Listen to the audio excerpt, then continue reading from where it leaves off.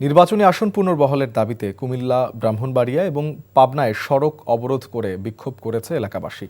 এতে মহাসড়কে সৃষ্টি হয় তীব্র যানজটের। কুমিল্লা ২ আসনে হোমনা মেঘনা উপজেলা পুনর্বহালের দাবিতে মানববন্ধন করেছে হোমনা মেঘনা নির্বাচনী এলাকা রক্ষা কমিটি। সকালে ঢাকা চট্টগ্রাম মহাসড়কের পাশে মানববন্ধন করে বিক্ষুব্ধরা।